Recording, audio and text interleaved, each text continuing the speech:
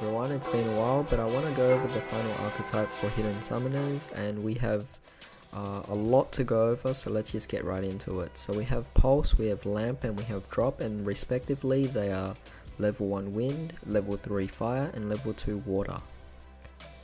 The attack and defense are pretty irrelevant, you guys can actually see it on the screen, but basically all three share a common effect of when it's sent to the graveyard as a material for fusion or link. So for Pulse, its effect can send a Prankids monster from your deck to the graveyard, and then special summon a Prankids monster from your deck except itself.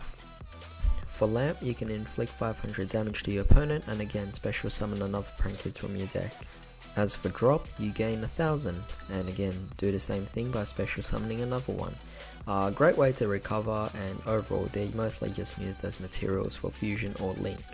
Now onto the fusion, we have Prankids House Battle Butler, a level 10 Wind Thunder fusion effect monster with an attack of 3000 and defense of 3000.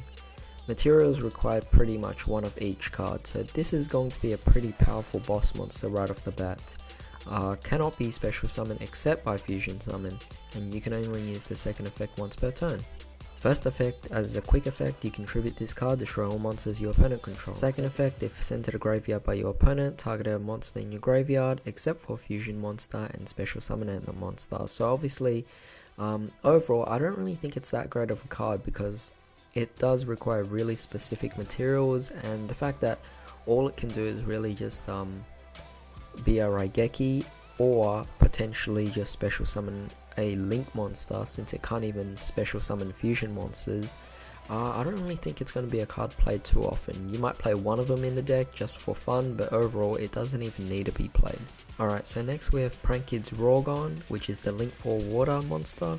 Attack of 3000, pointing to the top, left, right, bottom, so basically firewall pointers. Materials require 2 or more Prankids monsters. Cannot be special summon except by link summon. And second effect can only be used once per turn. So first effect is a quick effect. Tribute this card, destroy all spell traps your opponent controls. And second effect, if sent to your graveyard by your opponent, then target a card in your graveyard except the link monster, add it to your hand.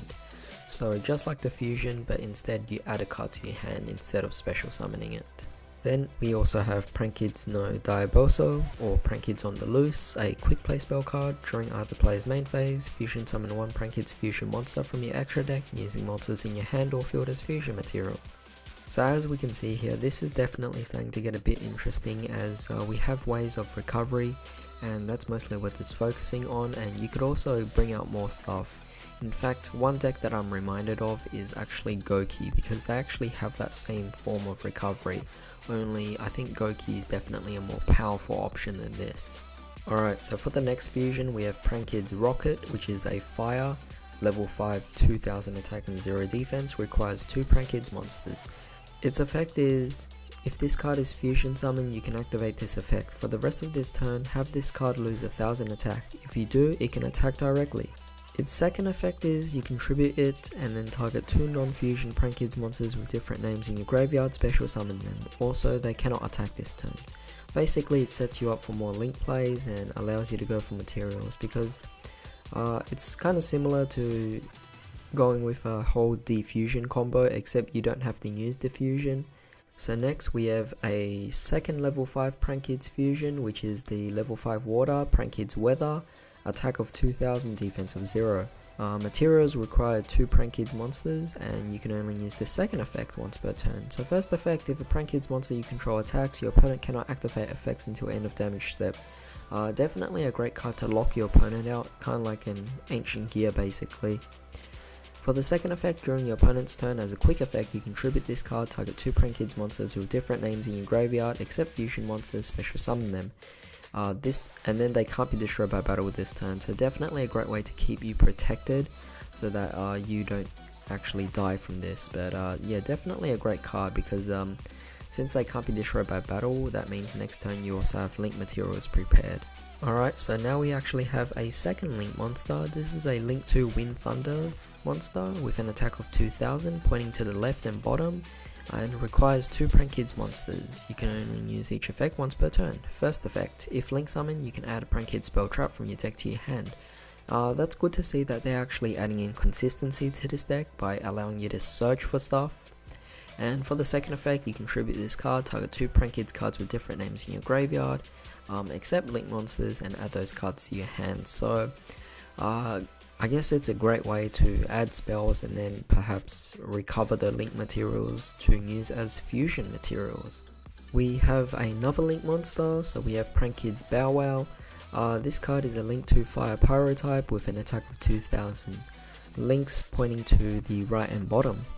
And the materials to Prank Kids monsters. You can only use the second effect once per turn.